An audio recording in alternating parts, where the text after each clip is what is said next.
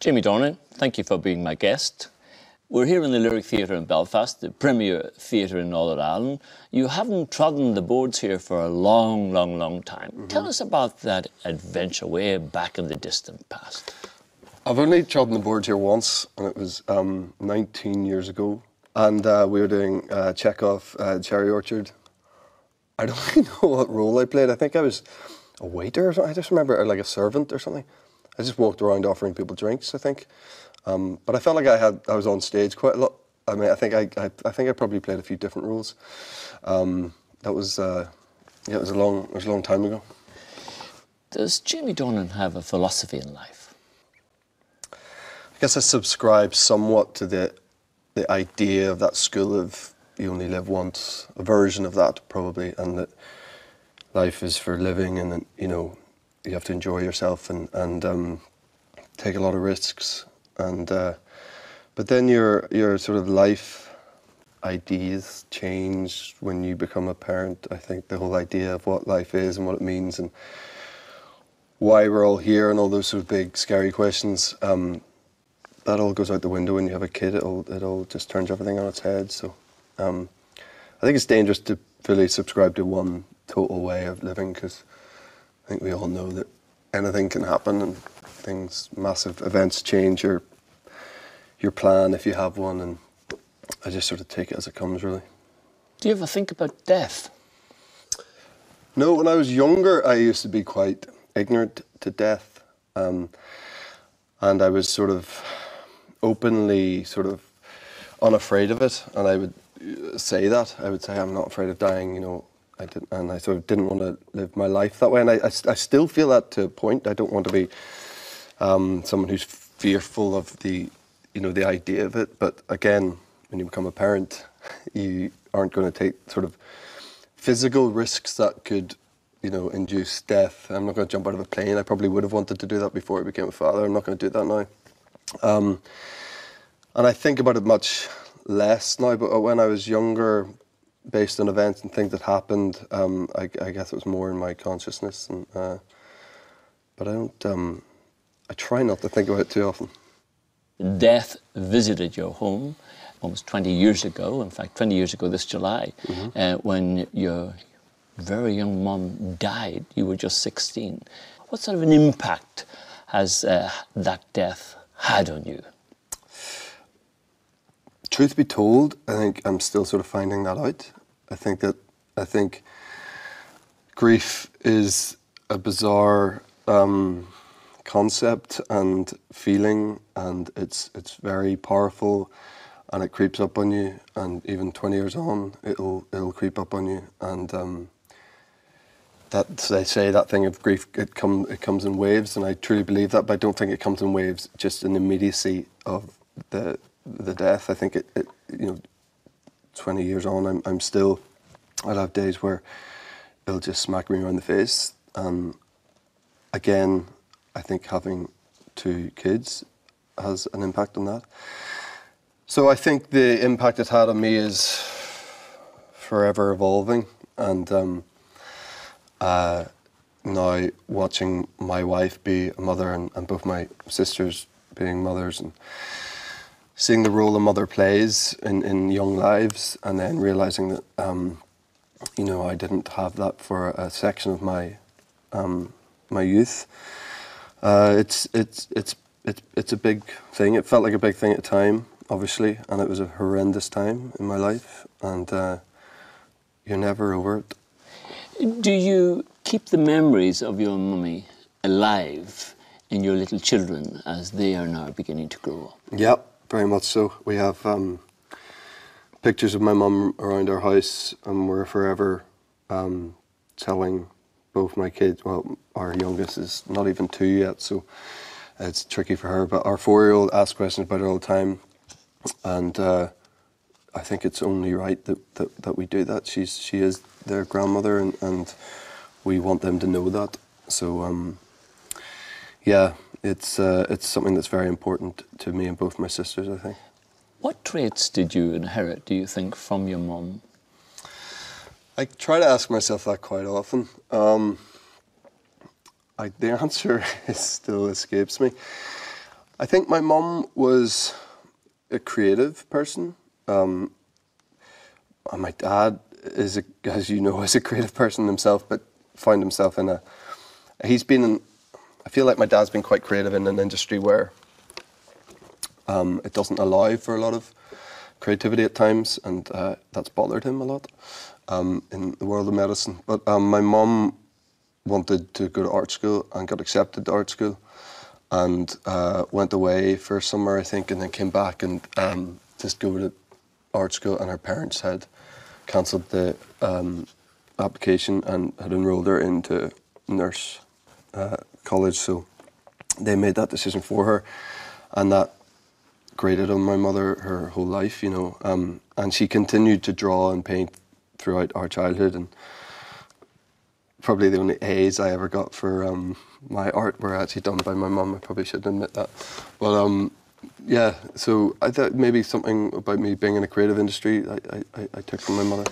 Did you inherit your good looks from your mother at the expense of your father suing me? I mean, Dad will just not like that question at all. My mother was a beautiful, beautiful woman, and yeah, my dad. The amount of people that come up to me in Belfast and take great pleasure in telling me that I'm nowhere near as handsome as my father. I've had that a lot. Your father, Jim Dornan, is a well-known gynecologist obstetrician. He's zestful, brimful of energy, irrepressible, larger-than-life character. Yep. In fact, I think he had aspirations to being an actor himself. He did. Now, what has he imparted to you from your outlook on life, etc.? Positivity. He's the most unwaveringly positive person I've ever met in my entire life, and I ever will meet in my entire life. He's just has this outlook, and God, look, he's been through it too. I mean, he lost his wife at 50, they're both 50. And he's had cancer? He's had cancer, he's in remission from that. Basically, every version of Dad ends with positivity, that's all I can say. I mean, he will turn every negative into positive instantly. And there's not that many people, certainly that I've met, and I feel like I'm pretty well travelled at a relatively young age, and I've met a lot of people, that I've never met anyone that has that in spades. He says when he walks into any room, no matter what room it is, he feels that he's the youngest person there. I think that's just a brilliant ethos to carry into a room. It gets him into trouble probably sometimes, and sometimes it ends with, I don't know, you know, embarrassing situations for me as a son when I'm with him, if he's in that mindset. But it's just the most positive, joyful person that I know. You dropped out of university. Mm-hmm. It wasn't a done thing necessarily against your backdrop, middle class, Methodist College, Belfast, mm-hmm. your contemporaries driving forward. Mm-hmm. Do you ever regret dropping out? I mean, no, absolutely not, no. I wasn't, for starters, I was a terrible pupil. I wasn't particularly academic at school at all. In fact, it was almost the opposite. I didn't do well at school, I didn't do well in my exams. But I didn't do any work. I mean, I literally didn't. I don't know why that was, and my dad was forever trying to get me to focus more at school and to get good grades, and his parents had done the same with him, even though he wanted a sort of fancier life of you know, playing and acting and whatever it was he wanted to do. It was drilled into him that he had to get good grades, and Dad did try to impart that on all of us, and I just wasn't up for that. Yeah, but you say you weren't a good student and you didn't give much attention to what you did. How can you explain then your capacity to hold your lines together, to impart lines fluently in various accents and languages, etc.? There seems to be a contradiction there almost. Have you strong memory? Not particularly strong memory, I don't think. I think the thing is, if it's something that I want to learn about, the part I enjoy most about being an actor is the research and getting, you know, getting your nails dirty and digging into the lives of these people that you're portraying and the time of which you're portraying and doing all that research, and to do it all and then just to try to forget it and leave it all behind when you hear action, because you don't want to be your head filled with all that stuff. So when it's something that I want to learn about and I want to focus on, I'll be the most focused person in the world. I just at school and at university just had zero interest in what they were trying to get me to focus on. You left Belfast in 2001. That's a long time ago. Yes. And a lot of things have happened in your life since then. When you come back here, you're virtually a prisoner in your own city. You just can't walk around, can you? Somebody's going to be asking for an autograph, a photograph, or wanting to speak with you. Do you find that a bit irksome? Yeah, I do a wee bit. I do here. It's worse here than anywhere else in the world for me personally. It's a. I guess here, if you're in the public eye and you're from here, you've gone away and done whatever, and you're recognisable, people feel that they have a sort of an ownership of you almost here, and where if you get recognised, say in your pub or something, and you're in London or you're in New York or Berlin, anywhere, and someone recognises you, they come up and they're like, oh, I'm so sorry, excuse me, would you mind? I'm a big fan, can I, But in Belfast, you're in a headlock before you know it. Someone's just grabbed you, they're taking a picture without asking you, and once they finally release you from a headlock, then it's like, they invariably know someone. It's like 2 degrees of separation here as opposed to 6. It's usually, sure, your dad delivered my kids, or, or you're my second cousin or something, we're distantly related. So that is tricky for me here, I find, and I don't get to spend a great deal of time at Belfast anymore. That upsets me a little bit because I do love it here, but it's more manageable. That side of things more manageable when I'm not here.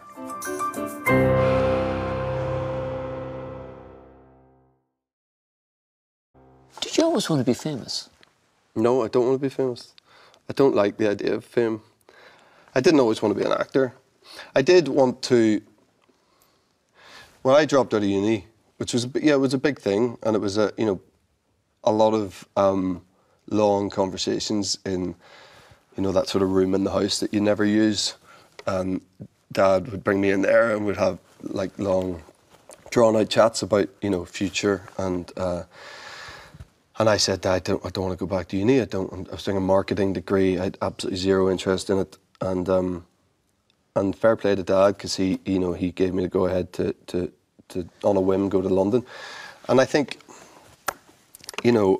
essentially, if I'd stayed in uni, I was kidding myself. So what drove you in the direction of male modelling? That must have been very popular coming from your background, or somebody who was very keen on rugby, we're told, and all that type of thing. Why did you end up as a male model? It was an easy door that opened to me. Who grows up wanting to be a male model? Certainly no one I've ever met. How did it happen? It happened through great reluctance and through a bit of a push from my sister Jess, and it was a timing thing. The exact summer of 2002, I made a decision that I was going to drop out of university. I just mucked around that summer, sort of drank too much and did achieved very little, and had a lot of big chats with my dad and about my future. And I was saying, I want to go to London, and Dad was going, what are you going to do? And I said, I don't quite know yet, but I just have an idea that I'll go. And I thought I'd maybe apply to drama school, maybe go down that route, and maybe end up being an actor. But I just thought if I get to London, things will sort of fall into place. And maybe that's a slightly arrogant thing to say, but I had a belief that if I got to London, things would work out for me. And then my sister Jess said that there's this thing called Model Behaviour, and they were doing auditions at the Wellington Park Hotel on the Malone Road. And I was like, the last thing in the world I want to do is be a model. But it just, the timing of like, I don't know what to do, maybe that'll get me to London, how hard could it be, like getting a photograph taken. So I went, and then, I actually didn't do particularly well on that show, but it was enough to sort of get me there, make a few contacts, phone a few people. But I worked in a pub for 6 months. Jimmy, I was told that you were a very keen rugby player when you were at Methodist College in Belfast. What did your mates think of you when you became a male model? Did you get a lot of stick, a lot of ribbing? Yeah, And rightly so. I sort of deserved a lot of ribbing for it, and I would have done the exact same thing. I think that there was a time where it was all quite evident what they thought about me. I was in New York, and a couple of mates were there who were also from Methody, who were over doing a bit of a stint in New York, and I was there working. And we went into Nicole Farry's store, and I'd done the campaign about 6 months previous, and it takes about that amount of time for the pictures to come out. But I sort of didn't know if they were going to be out yet. And of course, we walk in, and as soon as we walk in, there's this huge poster of me. And I'm doing quite an odd pose in it. It's quite an awkward looking, uncomfortable sort of seating setup. My hands are doing something pretty weird. It wasn't my finest shot. But still, as with friends, it's a successful thing that's happened. Cue support from your friends. But no, they just laughed and laughed, and I doubled over laughing. Got the women from the shop over to point and agree with them about how stupid my pose was. And I just sat back and went, okay, well, listen, if that's what your friends are like, who needs enemies? Well, you hit the top as a model, Calvin Klein, posters all over the place, buses everywhere in London, everywhere one went. But you opted out from modelling. What decided for you to espouse acting? Did you feel that modelling was a poor relation to acting or to an alternative career? I didn't have a great deal of respect for modelling. Why? I just didn't. I just didn't think it was something that it didn't do anything for me. It was very good to me, and I'm grateful to it for what it gave me. And I did it for a decade, and it was, you know, it was fun. But I didn't actually enjoy the actual act of it, and I found that there was a lot of really sort of ridiculous people that I couldn't take seriously a lot of the time, and some of the conversations I was privy to, I just found it a bit ridiculous, to be honest, and I just had very little interest in it, and I didn't want to be in my 40s doing it. I had no appeal to me at all to be doing it beyond. I just thought it's a fun thing to do in my 20s. I literally started when I was 20, finished when I was 30, and I thought that's a cool thing to do for a decade, you know, and get paid to have your photograph taken and, you know, travel the world. And, but then I just thought things need to get serious, and that was mostly down, pretty much all down to meeting Millie, my wife, who I met when I was 27. I was still modelling a bit, but I was trying to kind of act, and I was conscious of that thing of model/actor, model turning into actor. And I wanted to try to do work that, you know, was as far away from that idea as possible. But it's quite hard to come by. If you have spent a decade getting your photograph taken, you're sort of put forward for very particular types of roles.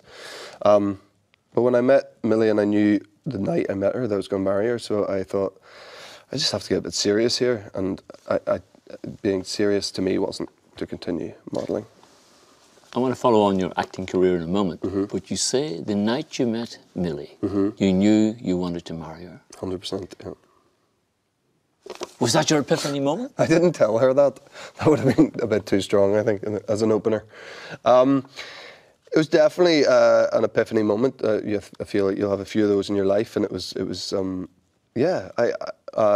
Truth be told, I knew who she was before, and I'd always fancied her. I had this weird thing where I always felt that if I met her, that we would just get on. It's a very strange thing. Something about like her eyes or something. I just thought like we would work. I don't know why.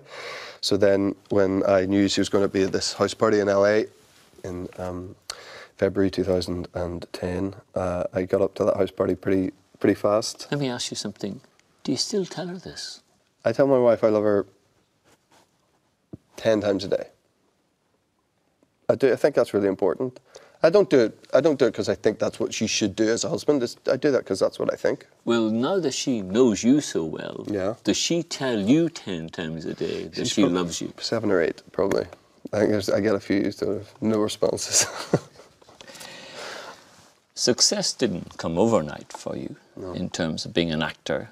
You had your tough times, and then you had a minor role in Marie Antoinette, I think, etc. Enter Alan Cubitt, the man behind The Fall, which was filmed in Belfast, which became a very highly rated series in Belfast. How did that happen? A lot of, very rarely does stuff that's set here come across your lap that isn't directly about the Troubles. And I've sent these scripts, and you hear actors saying this all the time, but I really do mean this. They were the best scripts I'd ever read. Now, I was sent them, I think I was sent the first 3 episodes, and it was to play one of the police officers who dies at the end of the 2nd episode. But at that time in my career, playing a police officer in a BBC series who dies after 2 episodes was a really good gig. I was like, that's a great thing. I've never done anything for the BBC. I must have had, dozens and dozens of auditions for BBC. I've never had a sniff at anything, really. I thought this would be great. I'd go in. I'd met Alan before. We had a couple of mutual friends in London. So I'd met him socially before.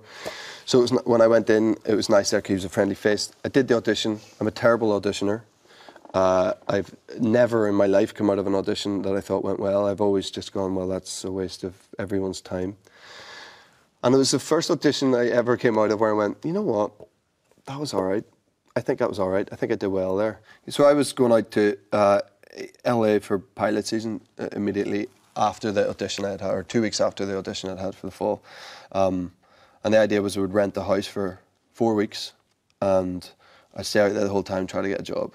And after 4 days of being out there, committed to this rental property in LA and stuff, after 4 days they called me and said, we want you to come back and audition for Spectre. Now, I had planned to propose to my then girlfriend at the time, so I thought I'd do that at some stage over the month. I ended up having to do it slightly earlier, and we were on a flight within a week back to London, and then, yeah, the rest is history. Can you just tell us, though, why was this man, Alan Cubitt, so important to you in terms of getting that role of Spectre? He was just adamant from day one that I was the guy. You think if you are the writer, producer of the project that you have final say, but it doesn't work like that. There's a million different people who have opinion, heads of BBC and casting directors and other producers, and everyone had their say. And we joke about it now with all of those people because I'm close with all of them. But a lot of them admitted to me that they didn't think I was the guy. So Alan just had to fight and fight and fight to convince them, even to see me as Spectre. They all thought I was going to get offered the policeman part. They were all happy for me to do that. But he had to convince them to even get me in the room to have a go at Spectre. So, I will forever, for the rest of my career, if it still continues to go in the right direction, be grateful to Alan Cubitt, because he changed my life, because he just was adamant that I was the guy. So I am forever indebted to him. Had you any reservations, though, Jamie, given the subject matter, the content of this particular series? It was very dark, particularly in your own city. No, because it's just a phenomenal role. And roles like that maybe only come around once in a career. And I think most actors are mindful of that. And I may never play anything like that again, or get an opportunity to play someone as deep as that and as complicated as that will have as big an impact as that. That's just the way of it. It's a strange career, and you just might not come your way again. So I just had to jump on it and seize it, and that's what I mean. I genuinely thought if I get this role, it'll change my life, and it did.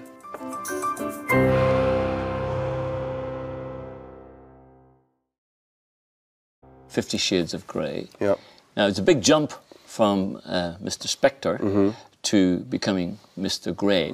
How did that transition happen? Was that accident again, or what exactly occurred? That wouldn't have happened without The Fall. I mean, nothing that happens in the rest of my career that is positive doesn't happen without The Fall. I think the only reason I was in a conversation for that part was because of The Fall. They wanted someone relatively unknown, which I was. Yeah, and it was just one of those things, and I was very much in the conversation before it, and then they cast someone else quite famously, and then he pulled out of it or whatever happened there, and then it was sort of open again, and then, you know, it was mine. And it all happened very quickly, and I only got cast 4 weeks before we started filming. Well, when you signed on that dotted line to play the lead role, Mr. Grey, did you know just the fallout, the potential fallout, the tsunami of change that was going to take place in your life? Yeah. Well, it's hard to answer because, you know, over 100 million people have read the books. The movies were going to make an impact. You knew they were going to make a big impact, and you knew they were going to be, you know, received in very controversial terms, and you're going to have fans of the book who only want good things for the film and want them to be good and want to embrace it. And then you're going to have a lot of people who are very critical of not only the content of the films, but also just the way they're made and the sort of, you know, people have a real snobbery about those books and the way they're written and the style of writing and everything. So I was, you know, acutely aware of that. You know, I hadn't read the books before, you know, I got the part, but you couldn't not know about them. You couldn't not know they're this huge phenomenon. So, yeah, I had an idea that it was going to make a splash, but I guess the biggest thing in my head at that moment was that Millie was 36 weeks pregnant when I got that part. So actually all I was really thinking about was the health and welfare of my wife and the baby inside her, and getting to Canada safely where we were filming the movies, and you know, having a healthy baby and everyone being good. That, to be honest, I mean, you know yourself, with, you know, 3 kids, it's that's where your head's at. Well, of course, the fallout from it has been immense. Once I announced on radio here that you were going to be my guest for this series, I was getting messages from all over the world in French and Spanish. I think Greek popped up as well. Such was the impact, the impatience that obtained out there. When is the interview taking place? Where is it taking place? Are you holding him back? What's going on? Yeah. What is it like for you coping with that out there? I'm not aware of it because... How would you not be aware of it? Because I'm not on social media. So I honestly just don't, and that's a decision. I used to be, as you know, you were the first person I ever followed when I was on Twitter. But I made a choice to not be involved in it anymore, and my whole thing was, there's a lot about all that you're talking about, and all that attention and scrutiny and opinion that I don't think is that healthy to be aware of, especially when it concerns your family at times and your daughters, and sometimes by being on there you're open to that and you can see that. So I think my thing was just build a wall, take down all of that, and don't let people in, because if that's how people behave, I don't really want to be supporting it. So are you anti-social media? I'm not anti it. I understand why it works for certain people, and you know, I think it's necessary in many forms, and for news outlet I think it's great, and some of the content's brilliant, and it's probably done very good things for a lot of people. It's a personal thing for everyone. For me, I got to a point where I was like, I've a million reasons why now this isn't right for me. What do you make of Donald Trump's habitual tweeting, allegedly spending several hours each morning instead of reading documents and papers? What about that? What do you think of that? I think he'd probably be using his time slightly better, is what I think.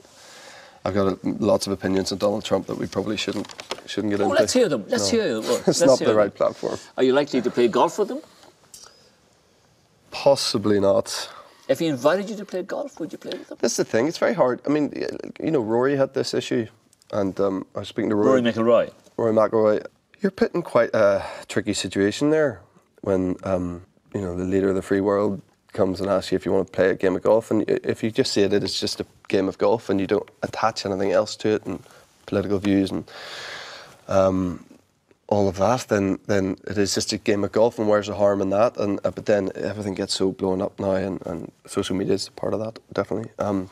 So, would you have the strength of character to say no? I don't think he's going to ask me, so I think I'm all right. Presumably he did ask you. I honestly don't know. I think it'd be really interesting to play around the golf with him. You know, I don't think there's one policy that he has that I'm in any form of agreement with, but it would certainly be interesting. That doesn't mean it wouldn't be an interesting person to play around the golf with. When it came to playing Mr. Grey and all that, did you have any reservations at all, allowing yourself to enter into that world of raunchy sexual environment and that type of thing? Did you think twice about that? Did you have second thoughts? Did you reflect on family attitudes and everything when you were confronted with this challenge? Mm-hmm. No. Why was that? Not at all. Because, you know, my dad's one of the most liberal people I've ever met. And, you know, my whole defence of 50 Shades is that it's consensual. And by the way, like S&M, that type of sex, whatever, it's not for everyone. It's not for me, personally. But lots of people enjoy it, and it exists. We haven't made it up. We're not forcing it down people's throat. It exists. It's a real thing, and lots of people love it, and we're just, you know, portraying that. And so I think it's harmless, to be honest. How does your wife Millie cope with all the waves of temptation out there for you? How does she keep her head sane with all this attention, this adulation that you receive? I think we've made life choices that protect us from a lot of what you're saying. We've made a choice to live in the countryside, kind of in the middle of nowhere, and that's where we want to raise our kids. Neither of us are on social media. I think you can. It's a funny thing with fame or you know, attention or whatever, you know, public attention, whatever you want to call it. I think you can make it worse for yourself if you choose to. And you can peacock a little bit, and you can be seen at this place and that place and make sure at this event and live in this part of town and be on social media and follow these kind of people and tweet this kind of thing. And again, like, I'm not, like, you know, if that's the way you want to be, fine. But as I say, I've made a choice for my family, and collectively, Millie and I have made a choice that isn't how we want to be. So I think we protect ourselves from it a bit. And I know Millie has not seen any of the movies. I doubt she ever will. We sort of joke about watching them in our sort of 80s. Why would your wife not look at you in playing one of the highest profile roles in the world?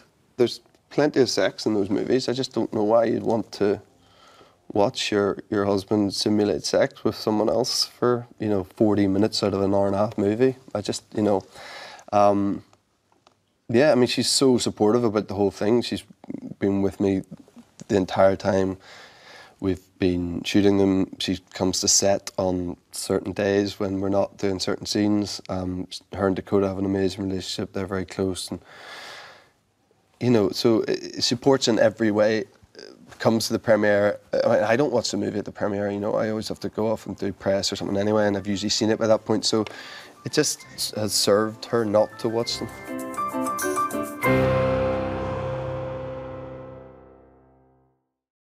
Does it concern you, the fact that Oscars and BAFTAs have eluded you up until this point? I got nominated for a BAFTA. But you haven't won a BAFTA. You haven't won an Oscar. Does that still quite young. concern I'm you? still quite young. You're still travelling in hope, is that what you're saying? No, it's funny, those sort of things. I was always like, I don't really care about any of that stuff. I really didn't think I cared until I was nominated for a BAFTA for the first series of The Fall, and I was there, and it wasn't until the night I got there, and we were at the BAFTAs, and I went, you know what, I want to win this. I'm a competitive person. I've always competitive, you know, with sport and stuff, and I was just like, you know, why wouldn't I want? I feel like I should want to win this, and I did want to win it, and then I was, you know, I got over it very quickly. I don't dwell much and stuff, but you know, but I was annoyed for a second that I didn't win. But every single job you do, you've got to improve on your last, and you've got to think, you've got to do it better, and every job's got to be the best job you ever do. I feel so. Hopefully, those sort of you know, as much as I like to think I don't care about that, hopefully those things will come back around at some stage. Do you think you're a good actor? I think I'm serviceable. You know, I think the fact that I'm employed a lot at the moment must mean that I've got something to offer. I've never watched myself and thought, God, that's good, you know. But I'm aware that, you know, through other people's reactions and through things like being nominated for BAFTA, that other people deem you to be good. So I take, you know, solace from that. But you can never, you never want to believe that you've got it set, that you're like, I know what I'm doing here, I just turn up and I do this and that'll work. You've always got to be learning, I think. Do you ever have times when you say, the hell with this for a game of darts? I think I should be doing something else. Do you ever actually think of getting out, walking away from it all? Not now, no. I have a real thirst for it at the moment. I feel like the thing I'm working on at the moment and a movie I did, 2 movies I did last year that